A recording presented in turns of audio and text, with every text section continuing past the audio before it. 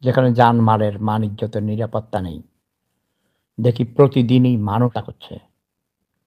বড়, বড় পাথর দিয়ে, পাথর ছুঁড়ে একটা মানুষকে দেখলাম জ্যান্ত মেরে। অনেক মানুষের সামনে অনেকে ভিডিও করে। কেউ বাধা দেয় না ভাই। মানুষ আজ মানুষ নেই। মানুষ পশুর চেয়েও অধম হয়ে গেছে।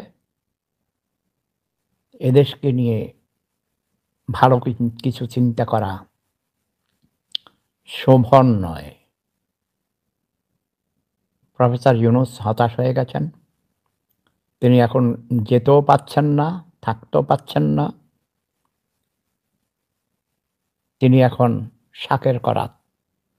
এদিকে গেলেও কাটে, সেদিকে গেলেও কাটে। Between two horns of dilemma.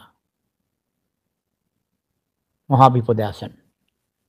গলায় বড় কাঁটা আটকাইলে যেমন হয়, কাঁটায় গিলতেও পারে না, আবার বেরও করতে পারছে না।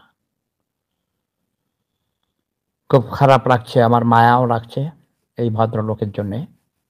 শান্তিতে নোবেল পুরস্কার তিনি যেভাবে ট্রিক্স করে নিয়েছিলেন, ট্রিক্স করে তিনি আবার ক্ষমতায় এসে গিয়েছেন।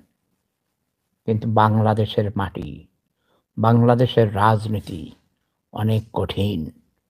প্রফেসর ইউনূস সাহেব, আপনি এখন ধীরে, ধীরে হাড়ে, হাড়ে টের পাচ্ছেন, তাই না? ভালো লাগছে না, এইসব নিয়ে আর কথা বলতে ভালো লাগছে না। আমার শরীর অসুস্থ, আমি চিকিৎসাধীন আছি একটা হাসপাতালে।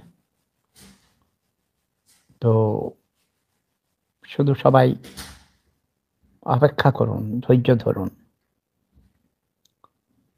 এদেশের ভবিষ্যৎ অন্ধকার।